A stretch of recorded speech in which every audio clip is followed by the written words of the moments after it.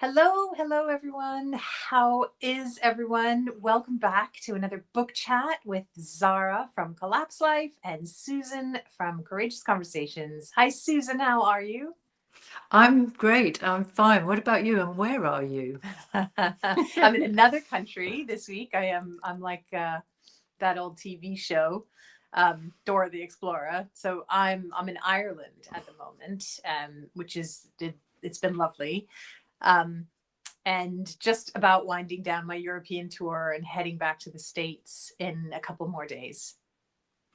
Fabulous. Well, I'm glad technology enabled us to do this and that we are going to be talking tonight about a book by Derrick Broze, who I believe you interviewed at one stage. Yes, yeah, we have spoken to Derrick on the Collapse Life podcast before, and we decided, and it was your great suggestion actually, to have a look at this book called How to Opt Out of Technocracy, because the last couple of chats that we've had over the past few weeks have been pretty heavy on what is technocracy, what is the plan for the future.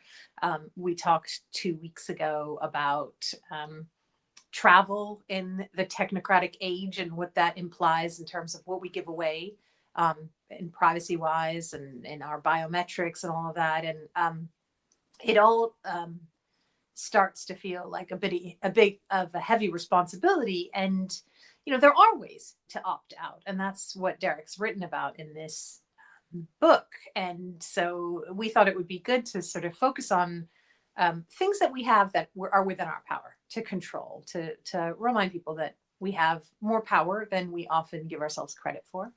But it's not easy. And so, we'll spend this week and probably next week talking through some of the suggestions in the book, and hopefully with the contribution of everyone who's watching, we can talk about how realistic and plausible some of these opt-out options really are. Yeah, it's a really good point, isn't it? I mean, one of the things that I read in the reviews of the book, that it was part warning and part practical guide.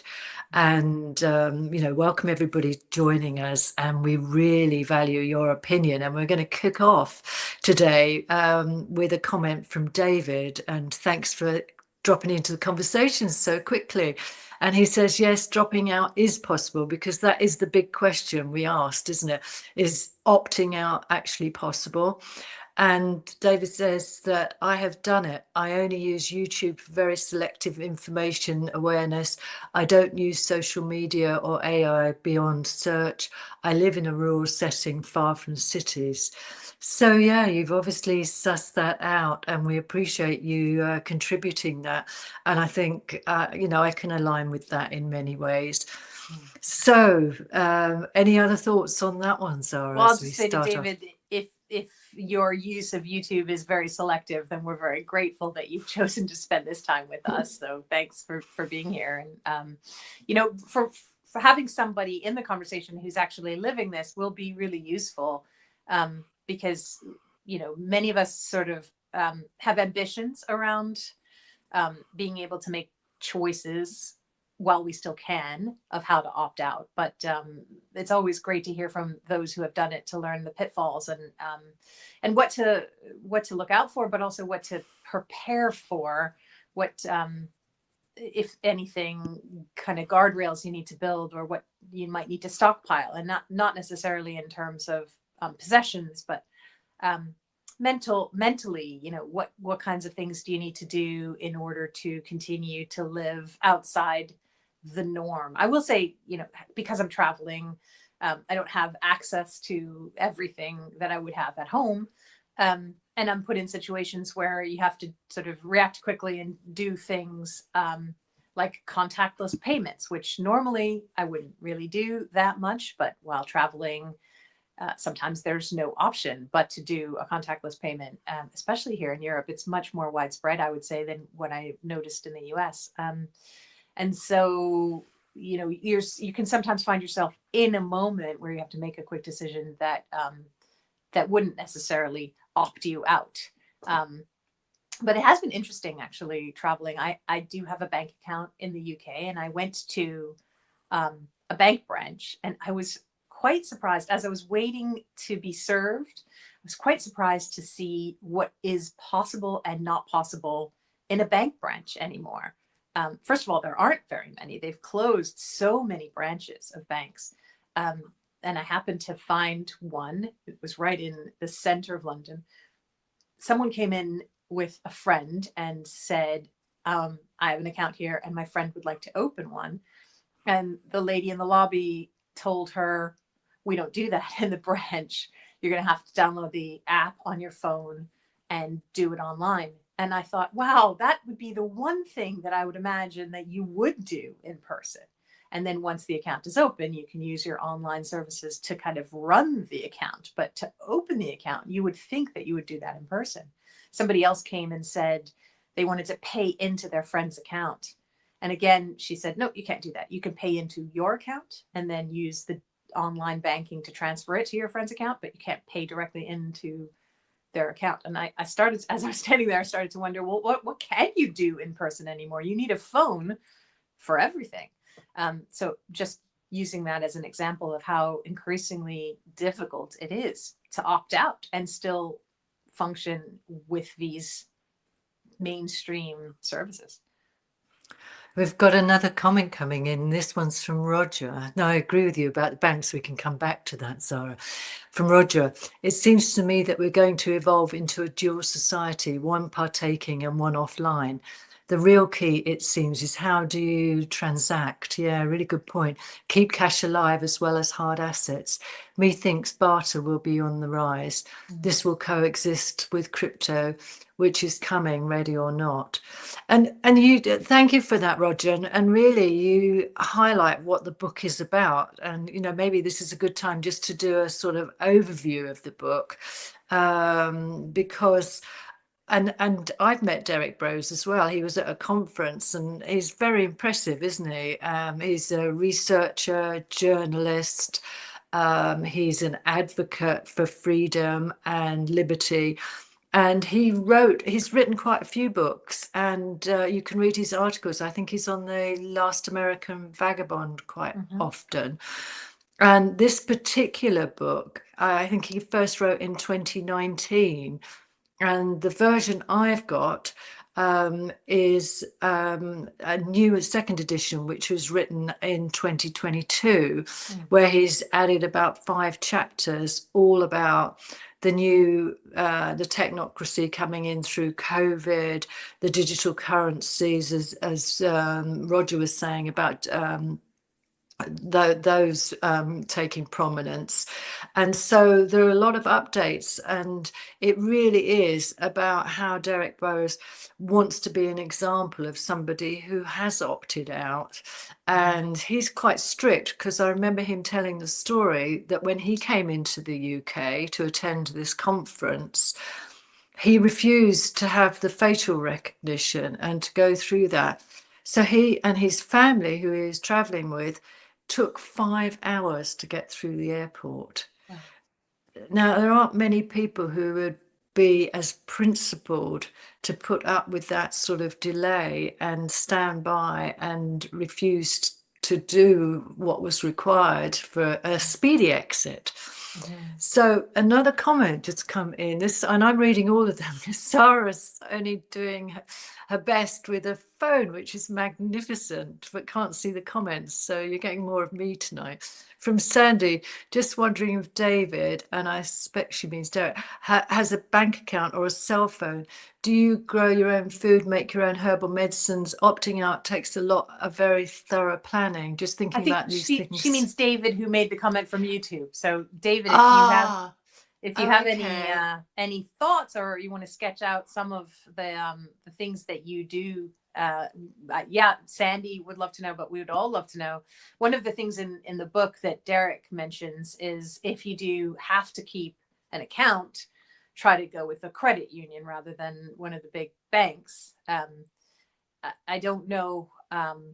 We do our banking with credit unions in the United States, but I don't know really how much different that is in terms of staying out of the overall control. But certainly it's cooperative, it's shared. You can certainly be more in touch with the the management of a credit union than you can with these large banks.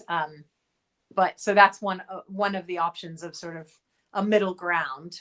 If you do have to continue to be part of the system, you can at least opt for a credit union at this point. So yeah, David, if you have any other thoughts around how you've managed to kind of avoid or evade some of the stickier pieces of the system, I'd love to hear it. He says it doesn't have to be perfect. It's a process. I have a phone, but I don't have a bank account or use credit cards. I live in a small community of less than 250 people. Well, that's all very interesting and really adds a great example to our conversation that you've done it. And, you know, one of the things that I saw in the book from Derrick Broze, I thought he didn't have a bank account because he was talking about going and trying to rent places. He uses cryptocurrency a lot, and he doesn't have a driver's license. The only thing he said he had in the book was a passport. So that makes you more dependent on other people because other people had to drive him everywhere, and he needed other people to set up when he wanted to rent a place. I know that he's now bought land along with other people in Mexico, so this is another way he's living these principles, is that he's set up a small community of like-minded people. One thing he mentioned on that is, and things may have updated. I believe I still have his 2019 edition of the book. Things may have updated since then because things are moving so quickly in terms of technology. But he mentioned that, you know, he gets paid in on the blockchain.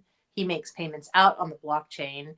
And so he has a full record, which would be analogous to showing somebody a bank statement, but it's the blockchain. And a lot of people just aren't yet up to the level of understanding to be able to accept something like that. It may not be far off where a blockchain record would actually suffice in place of, say, a credit history or bank statements or pay stubs. But certainly in 2019 and possibly in 2022, just society isn't quite there yet. So that's kind of interesting. So I think what he said he did was he keeps a record in terms of screenshots of each blockchain transaction, and kind of can show people that. And to him, that is as good as any kind of evidence he would get from an institution. So it's interesting that sometimes the solutions may come before the actual acceptance of what that might look like or what that might mean. Yeah, and it raises another interesting question, because obviously using blockchain is using digital, traceable, and there is questions as to, you know, when I first came across it, it was meant to liberate us, but then people are saying that, you know, it's surveyed, it's managed, it's corrupted in all sorts of ways. So that opens another sort of can of worms. So I'm going to go back to some comments. Because David said that he doesn't have a car and he has no license. And yeah, I don't think, and he doesn't think that urban life is compatible with dropping out. Maybe you could in a city because you could walk everywhere, or you know, you could get cabs and things. And we've had a new comment come in from Deepwater One. There is property and homes you can buy in Southeast Alaska that have no property tax, and there is no state sales tax. Oh, wow. Yeah, because that's another factor that Derrick Broze brings up, is paying property tax, which he thinks is wrong. And I've just got one more comment, which I didn't want to lose, because Sandy's responded to your point about credit unions, Zahra, which we don't have in the UK. So we don't have that option. And Sandy says that credit unions are a good alternative for now, but once this beast system is in place, I doubt there will be many banks or credit unions. Yeah. Yeah, because that's part of the technocracy, isn't it? That they're herding us into centralized, prescribed ways of doing things. Yeah. So it's using these things while we can to keep them alive, like using cash, keeping it going whilst we can. And I don't think many people recognize the significance of that. Mm. I think just to your point about urban living, you know, it may be more conducive to travel without a car because you can walk or cycle. However, as I mentioned before, just everything is digitized, everything is tokenized, and much, much more in an urban environment than outside a city. So I, I don't know. I haven't lived in a city now for many years, but I don't know whether you can function in a city without a phone. It just feels like everything, including just hopping on the London Underground, requires some kind of tap, whether it's your digital wallet or your actual credit card.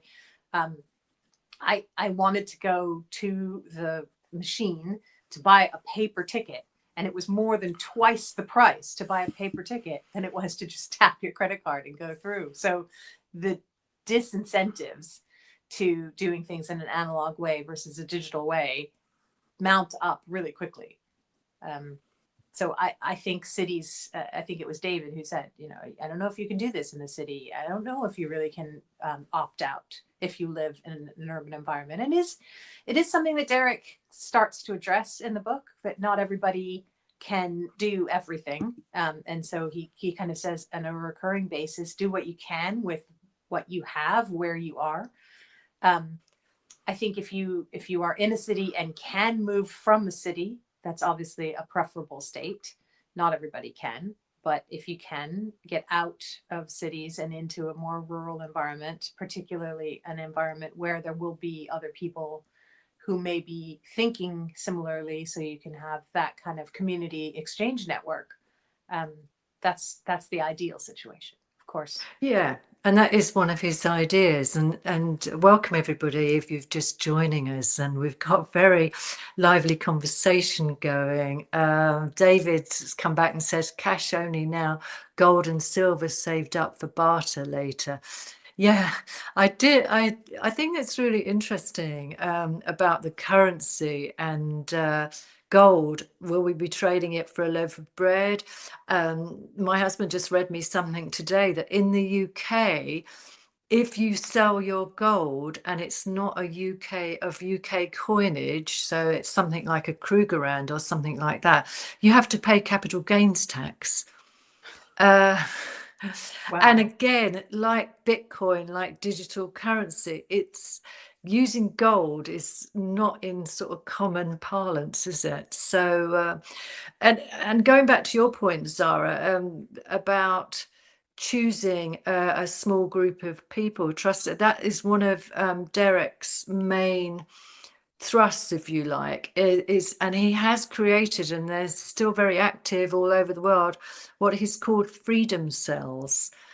And the whole idea behind what he writes about and how he lives is about exit and build. He thinks that's the only solution to our quandary, our predicament of being in a technocracy and fascism increasing, is that we have to build alternative systems.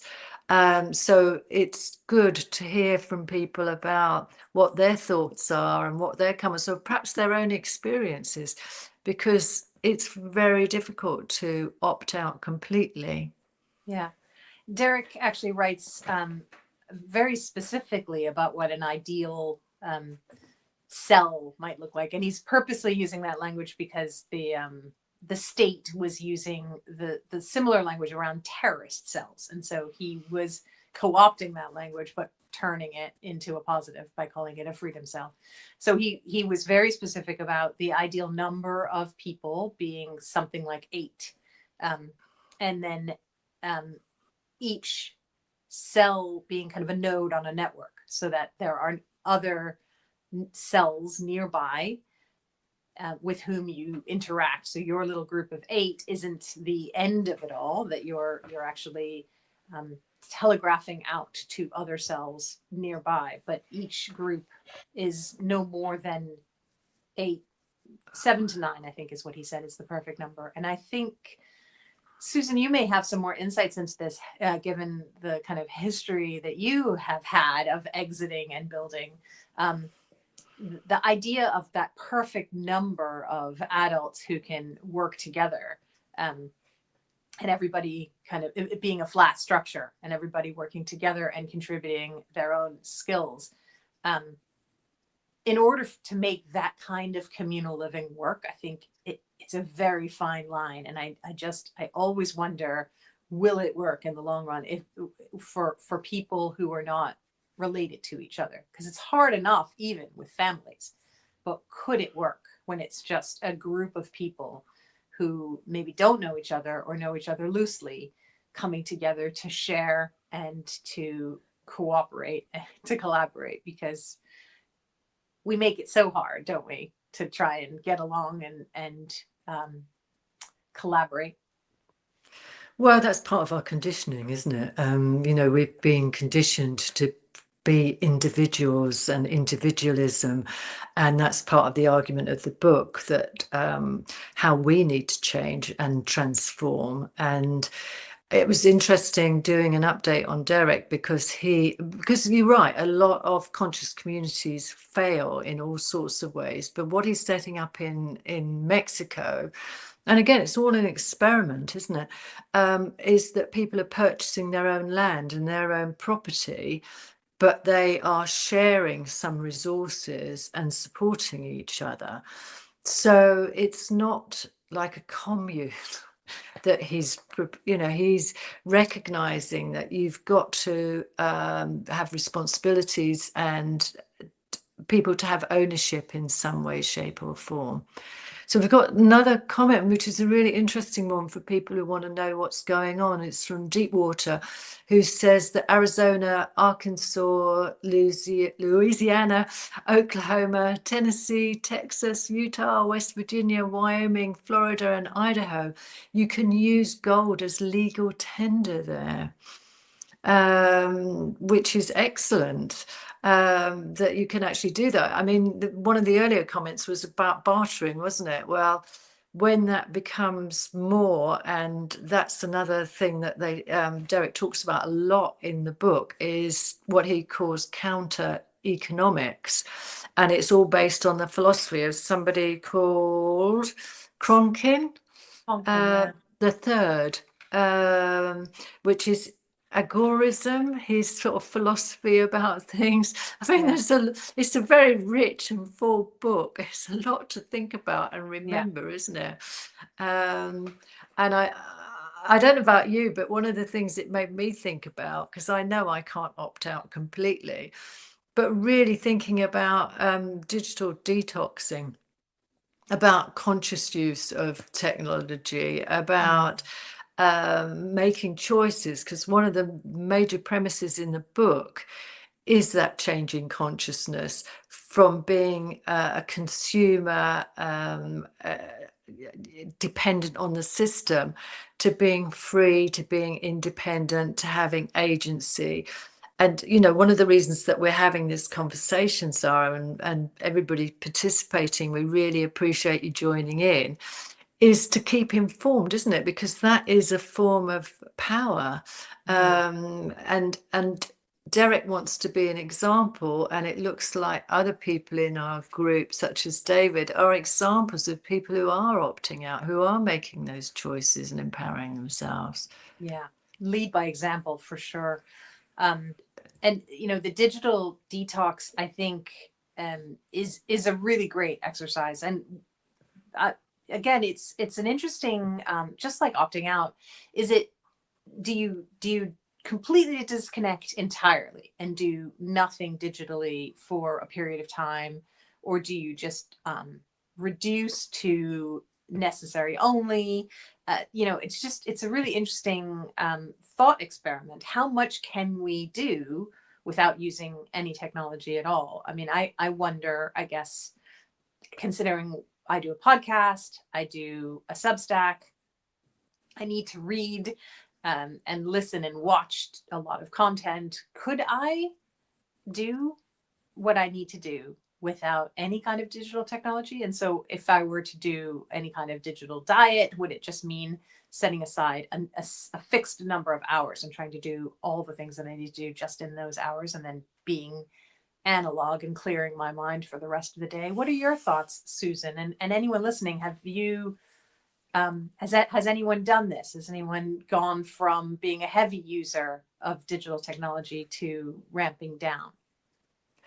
I think about this a lot, actually, Zahra, and I think I'm preparing myself mentally, which is again part of the process that Derrick talks about, for a time when I won't use where I won't use the technology, that life will become much simpler.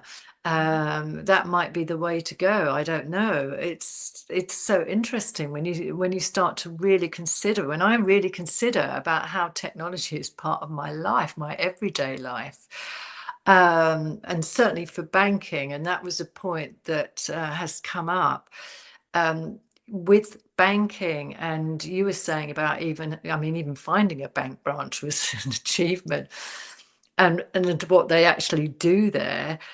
But we are so removed from our money that we recognize how easy it would be for them to cut it off once they've closed the prison around us of the digital surveillance and the social points and all of the other things that are coming down the pipeline.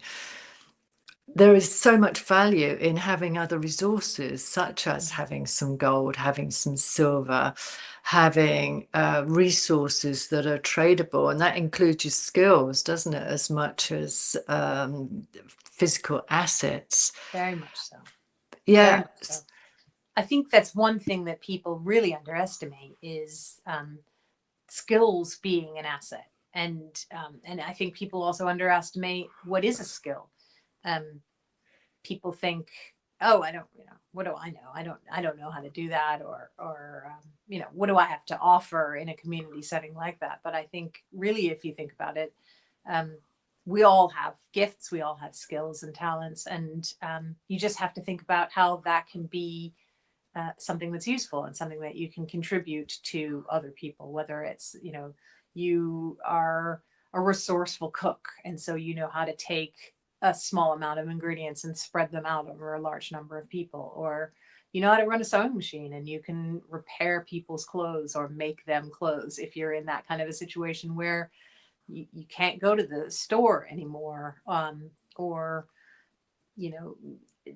maybe you don't have anything other than working arms, and you can go and trim trees for somebody or plant vegetables for somebody who doesn't have those working arms because they're older or they're injured or whatever it is. So I think we all have a huge number of skills that we're able to contribute. I just think we really underestimate them, or we've somehow convinced ourselves that we've been de-skilled by our somewhat corporate or somewhat digitized lives, that you think of skills as just being the things you need to do your job, which are maybe very precise and not really marketable outside of that narrow channel in which you work. So I think one good thing to do is to just sit back with a piece of paper, not a computer, and inventory what you know and what you can do. Because if nothing else, it just makes you more confident in who you are as a person and what you're able to achieve. Very true. And I think one of the things in the book, again, referring back to it, is that Derrick, and I've heard this before several times, and I think we can all relate to it, is that we outsource so much, and that's de-skilling us. And of course, we have that with AI, that one of the things that he promotes, Derrick, is that it's this critical thinking about consciousness. And the more we're using AI, the more we are reliant on these systems. I'm going to cut across because Sandy's just made a long comment, which I'm going to read. And thank you for it, Sandy. I think that opting out is difficult, but maybe we should think about opting out in a different way by cutting off their funding. on a large scale, if we cut off the money we pay to them to enslave us, it makes it much more difficult for them.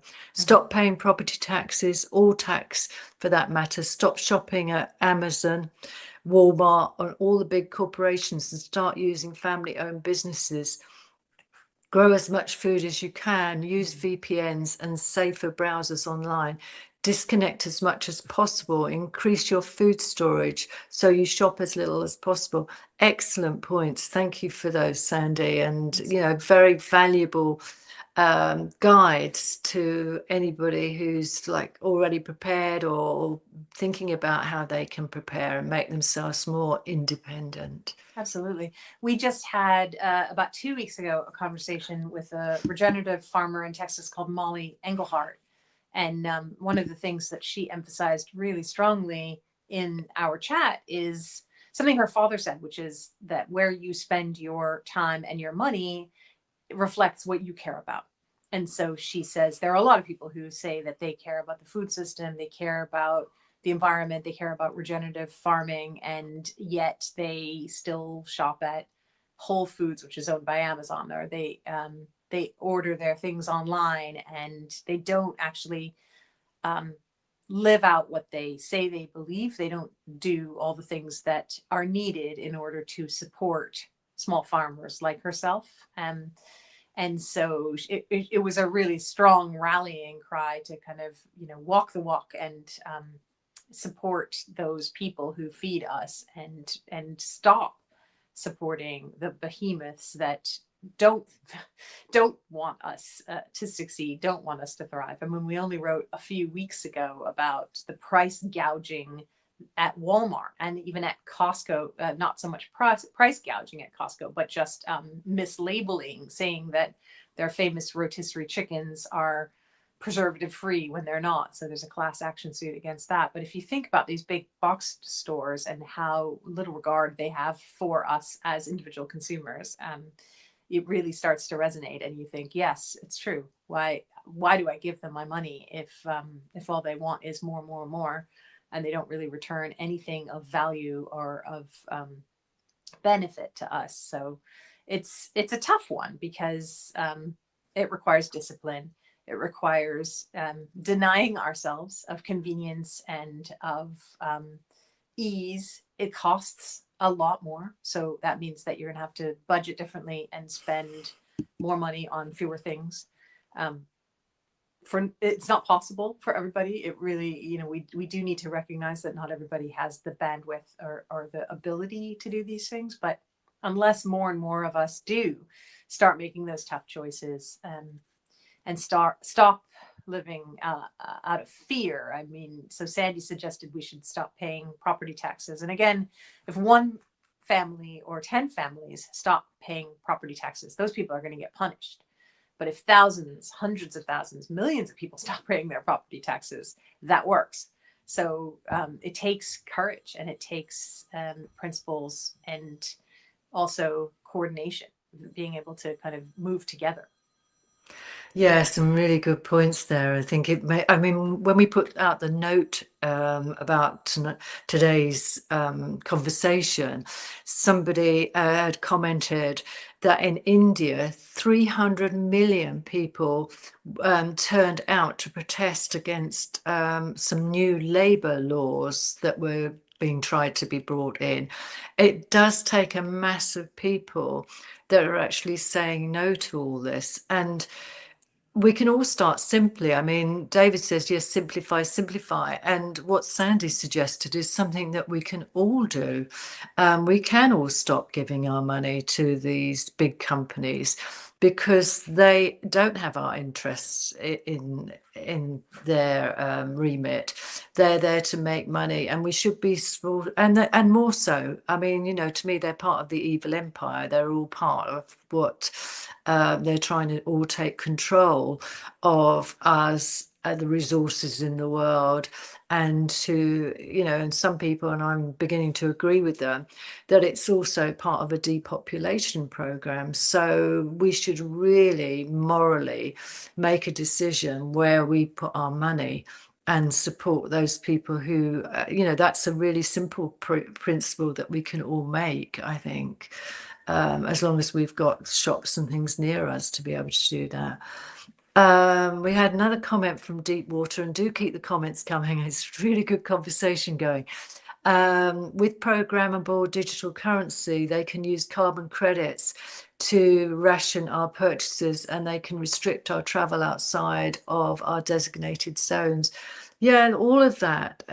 This is what they talk about on the that by 2030, and they are accelerating all these changes. I certainly know in the UK they're pushing hard for the digital online safety bill, which will mean that you need to digitally identify yourself, just like you do when you open a bank account. With facial recognition and biometrics, that they really want us to do that. And one of the things that struck me in the book, which I thought was really interesting, and it's so simple, that all of the technocracy is based on us asking permission.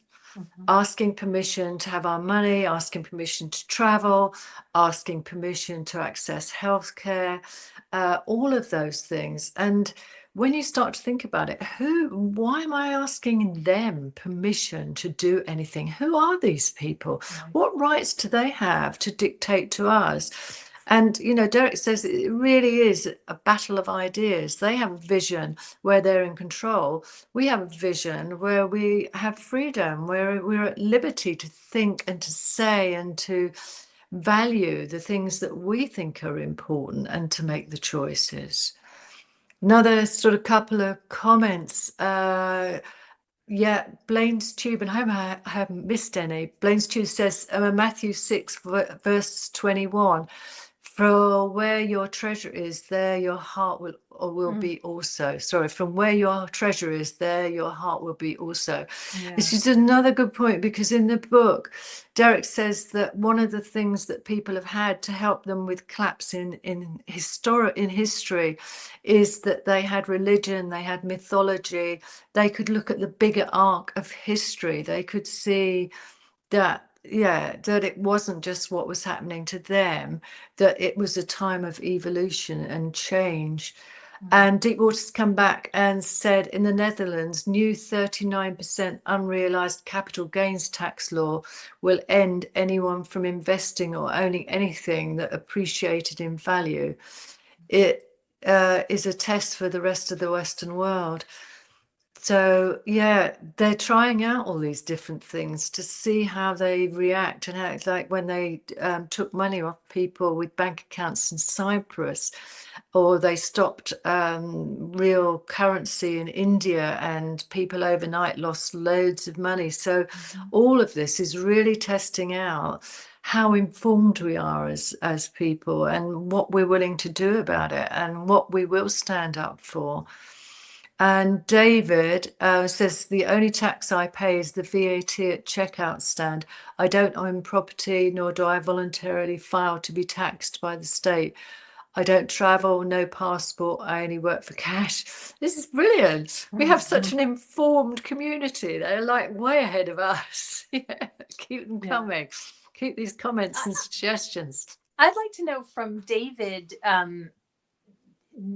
given what you've just described in terms of successfully opting out, which is amazing, and you're kind of a hero figure to this conversation, because you've successfully done so many of the things that we're talking about. Do you, David, live in a community where you have that kind of support, where you can barter with other people, where you can share skills? And if you do find yourself in such a community, was that intentional, or were you just lucky enough to find people around you who were able to kind of function in that way? In other words, did you set up a freedom cell, as Derrick wrote about in the book, or did you just sort of fall into a situation where your neighbors just happen to be really cool people who can do this with you? Or are you on your own? Those are my kind of layered levels of that one question, because I'm fascinated by it. And it's a point that Derrick makes in the book again and again and again, is that community is imperative, that nobody can successfully do this alone. And so that's a point that's really been playing on my mind. And it's been one of the things that I've been thinking about over the last 3 weeks as I've been traveling, visiting friends and family who live in very different environments. That idea of community support, having neighbors who look out for one another, has just been coming back again and again and again as a really strong theme for me. But I'm also playing through in my head how you do that, how you can create that for oneself. Yes, they're saying it's the currency of the future, isn't it? Is relationships. And coming back to the comments, just while we wait for the answer to your question, which I think we're all asking. It was a big question. Blaine's Tube says they are the lords, we are the serfs. If the serfs storm the castles, how can the lords protect us from the barbarians from the outside?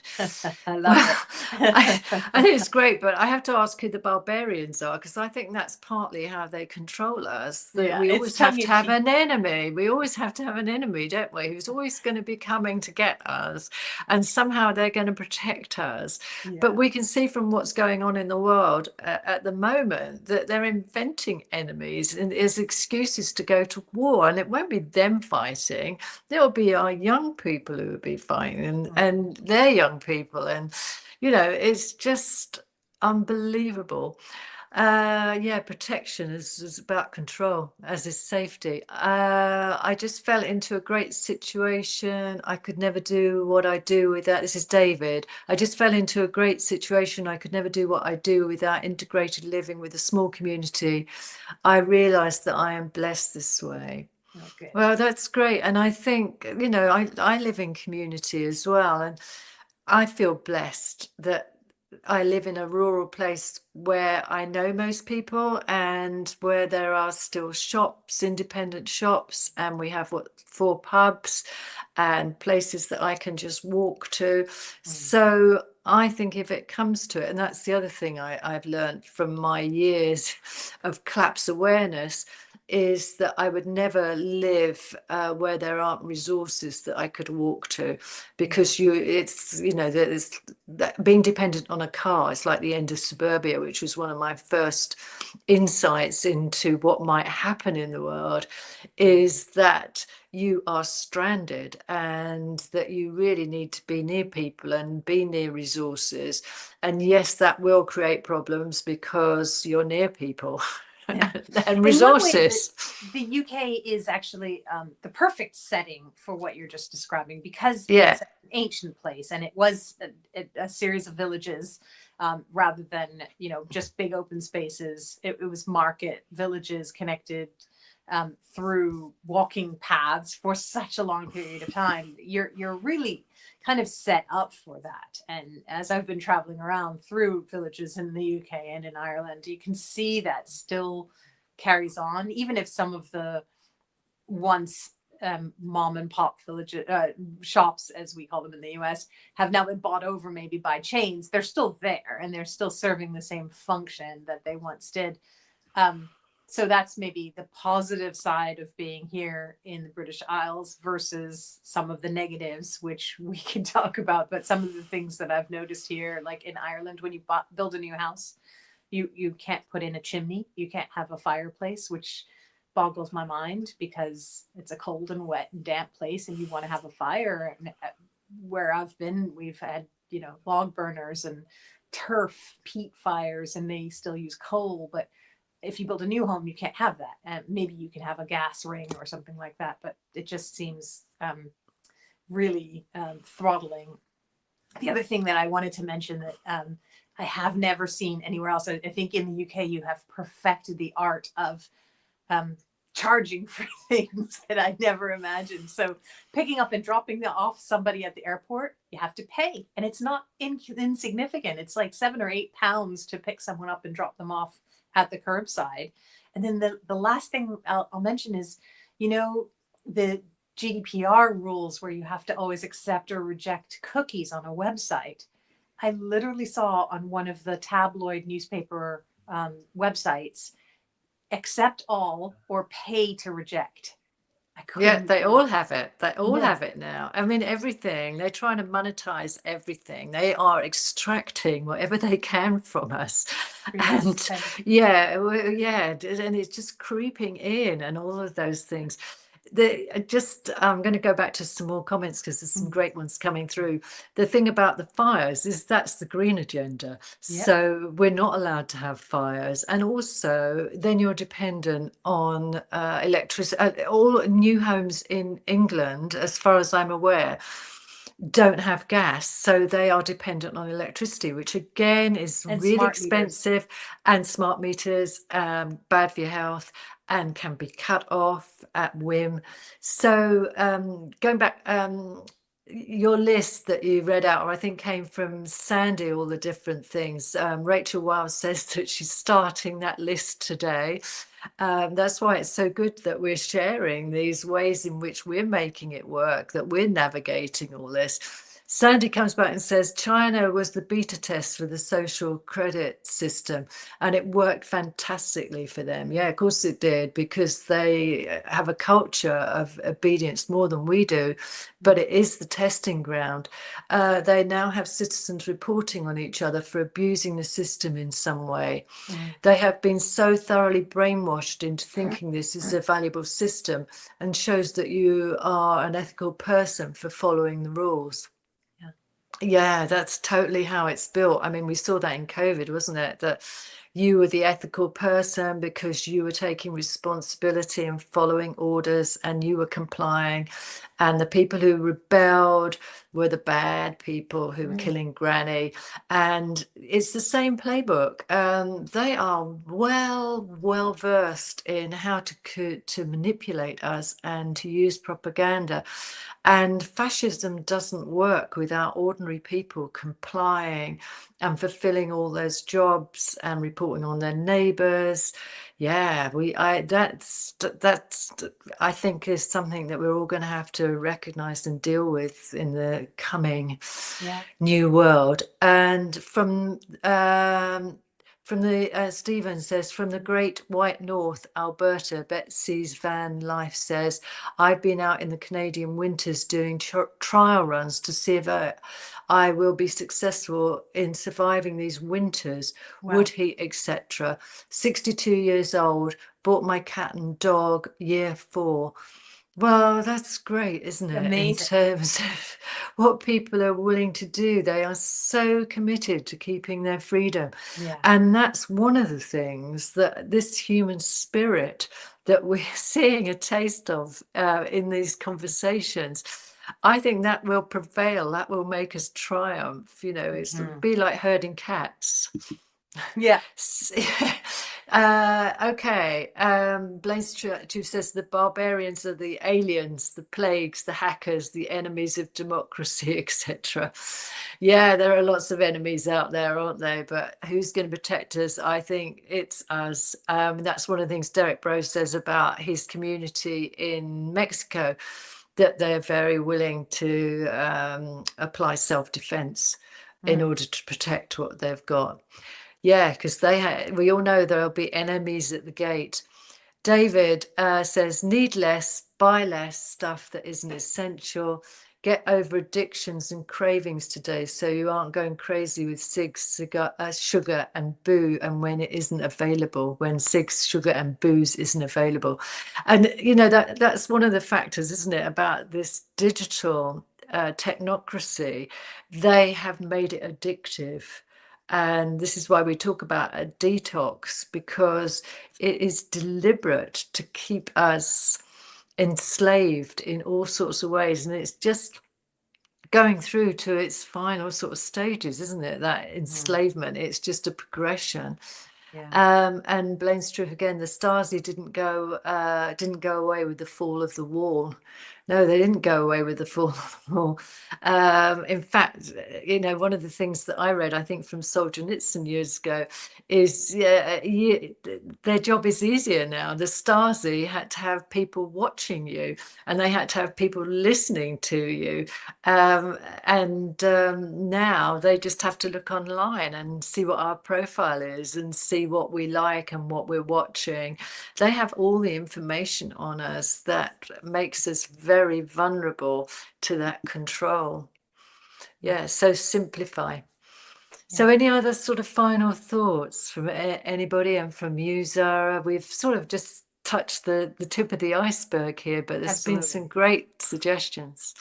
Some fantastic suggestions, and so much borrowed courage actually from what people are doing. And it's great to know that there are others who are feeling this way and who are acting out, and drawing those lines and saying, I will not cross this. This is not a system I support, and I refuse to participate, because, if you feel like you're the only one doing this or the only one thinking this, it can be a very lonely place, and you can start to think, well, I might as well just go along. If I'm the only one, I'm not going to stop anything. And so to know that there are at least dozens here on this call this hour doing this, and then multiply this by probably tens of thousands of others who we don't even know, it's really heartening. It's also humbling, because I think, there are a lot of things that I will need to go and sit down and think about, in terms of how I can answer the questions to myself of what are these systems that I do not believe in, that I do not want to participate in, and what will it take for me to be able to opt out? And I'm sure that many of you will feel the same way. We know what we need to do, but it's the question of how and how quickly. But certainly we don't have a lot of time. The noose is closing. It's good to have these conversations, and to do it somewhat quietly and discreetly, because otherwise I think the systems cotton on very quickly, and then find new ways to make us comply.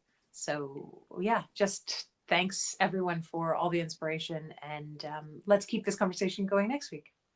Yes, we can go into a little bit more detail, perhaps from our own digital detox or audit. And it's great that we're having this conversation, and we mentioned the importance of community, and don't discredit the importance of having an online community of people who are willing to explore this together. We really value you coming and turning up and sharing with us. And it's really important. And if you want to continue the conversation outside the weekly book chat, do join up to Collapse Life with Zahra and what they do over there, or myself on Courageous Conversations. And you would be very welcome. And the last thing I just thought, there's a lovely piece of humour from Blaine's Tube. He said, they say, Big Brother is watching. Can you scrub my comments? Yeah, I think we all need to now. Yes, having read this piece of paper, just destroy it. Who knows who's watching? And we appreciate you watching. We appreciate you commenting. And Betsy says, God bless you two ladies. Well, God bless you, Betsy, in the cold Canadian winter. Yeah, and what you're doing. And do tune in next week. Let's keep this going. It's very valuable and supportive to us all. Thank you. Absolutely. Have a great week, everyone. Thanks, Susan. Yeah. See you soon. Bye. Bye.